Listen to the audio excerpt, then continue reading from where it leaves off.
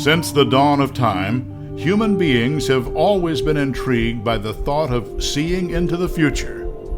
Soothsayers, oracles, shamans, and fortune tellers have made claims through the ages. People are holding memorials. What if it really is possible?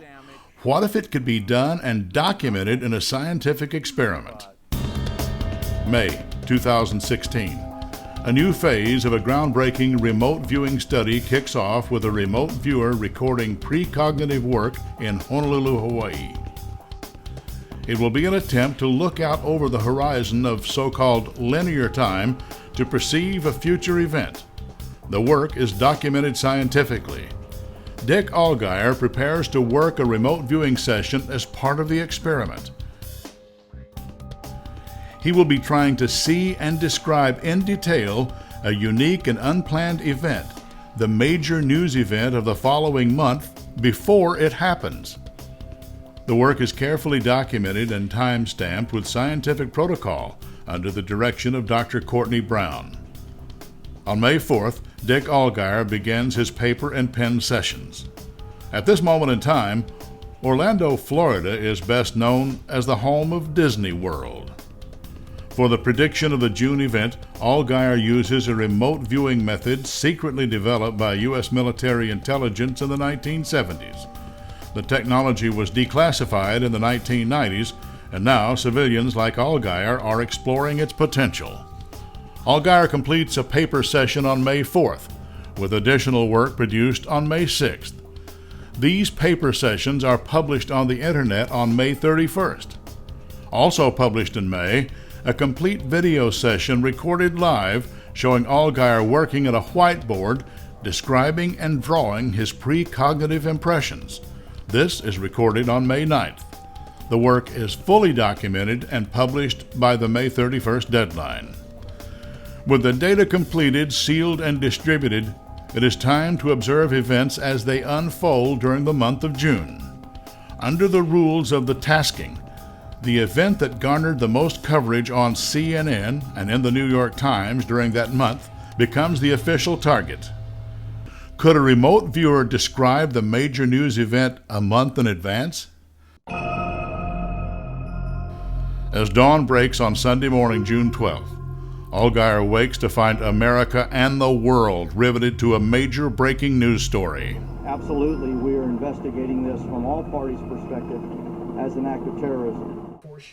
Well, we're watching breaking news this morning. This is Sunday, June 12th, and we're watching these events develop. We're getting reports that there's been a mass shooting, a terrorist event involving a Muslim man in Florida.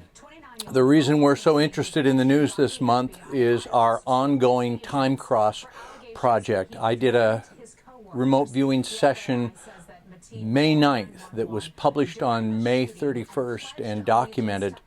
And what we're looking at right now is to see which event in June, what event we described. It is the worst terror attack in the United States since 9/11 and the deadliest mass shooting in U.S. history.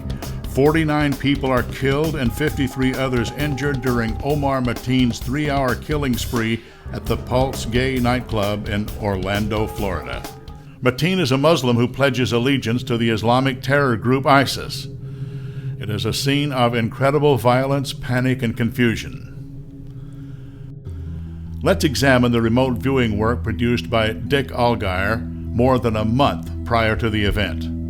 Allgire's initial perception is inside a building. He describes people crowded into a dark place where he hears voices and music, hip-hop music.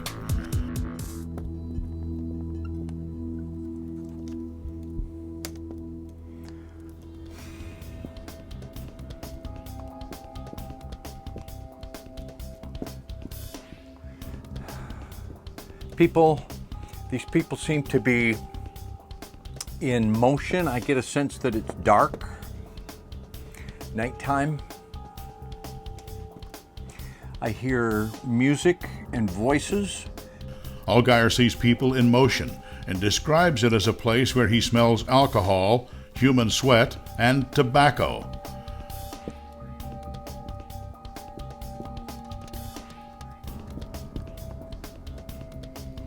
Clattering sounds. Active. I smell alcohol. Crunching, breaking sounds.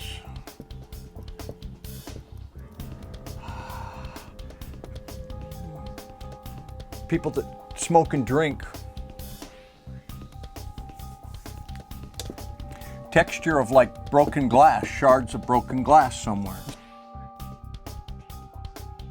Let's put the roadway, there's one here and there's one here. This is the asphalt. Smells, vehicles, exhaust, motion, headlights, vehicles, scooters. He describes the structure further. I see a big structure. It has an irregular shape. It's not strictly rectangular. Things jut out from it. It seems to me to be pretty big. Sounds of people, music, rap style, hip hop, thumping music. You know, that kind of annoying thump, thump you hear people drive their cars by, and their stereo's too loud, or it might be emanating from this structure. I'm not sure yet. Irregular texture of metal, concrete, cement. There's people around this. Okay, so I have a structure. Inside, he sees people crowded together and hears the loud music and noise.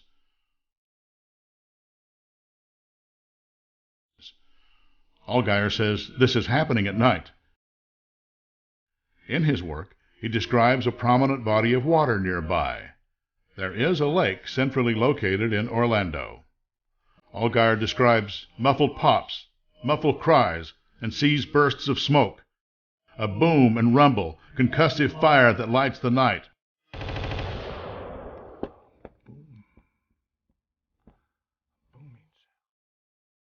Bright for an instant, you know, like bright, focused.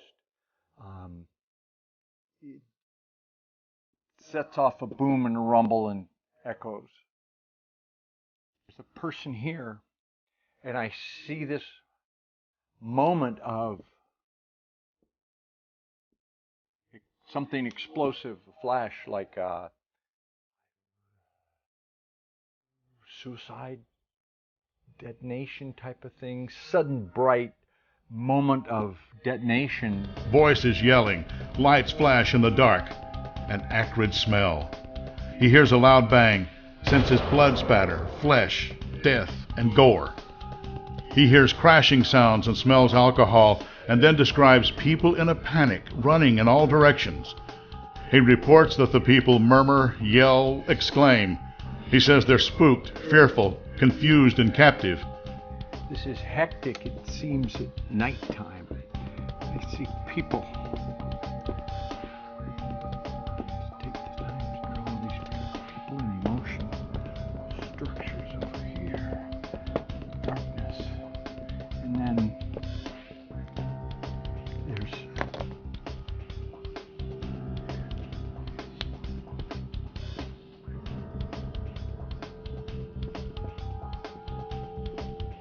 there's like beams of headlights moving.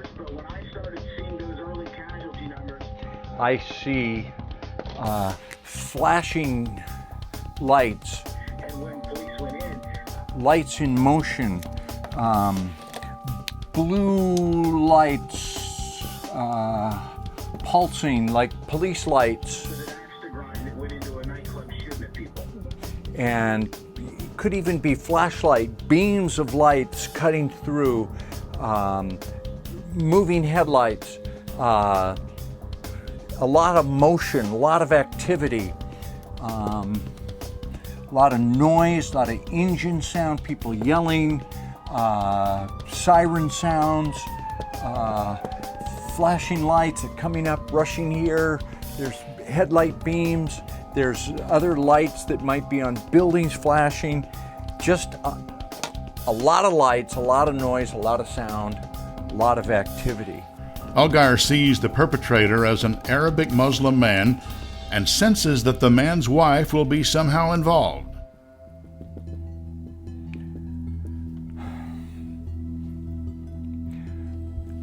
Heavy-lidded eyes, dark eyes, medium-length hair, facial hair, big lower lip, Arabic-looking guy. Of course, that's the wife. The thought of the wife. As his investigators continue to examine what Omar Mateen's wife knew about this attack and when she knew it. CNN has learned the couple communicated during the attack. According to law enforcement sources, Noor Salman called her husband multiple times after news broke of the shooting. At around 4 a.m., 2 hours after the shooting began, he texted her asking if she saw the news.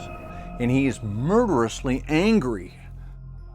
I mean, just in a irrational rage over that. And that's one of the things that popped into me in ERV.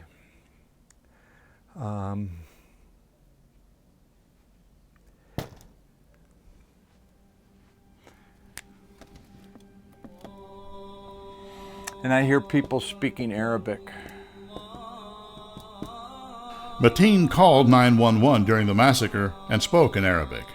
In the session, Allgire also looks a bit farther ahead in time, 2 days after the event, and sees that there will be a makeshift shrine in front of the building. 2 days, 48 hours, 72 hours, a day and a half, 2.5 days. 2.5 days.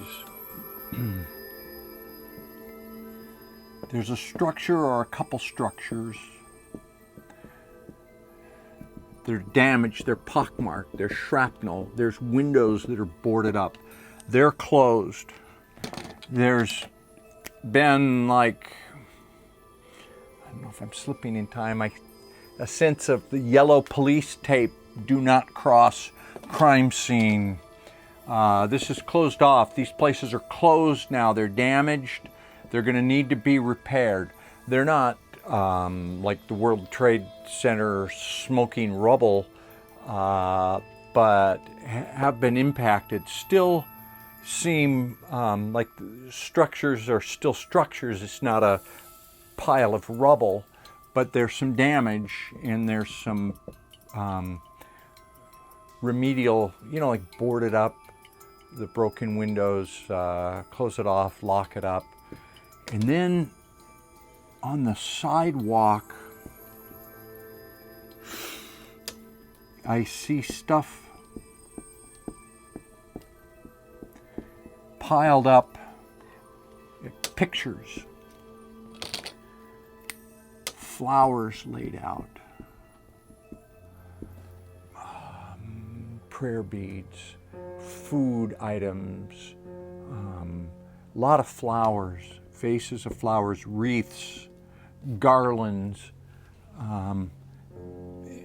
photos of the victims, of the people that were hurt, killed,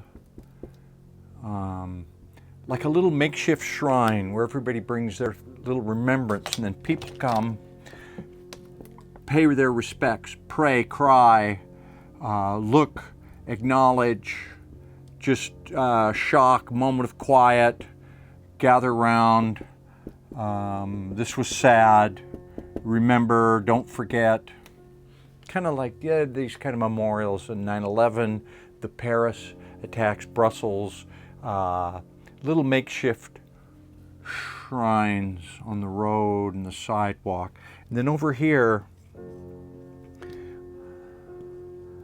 I see big vans, and I've been in these things, with the satellite.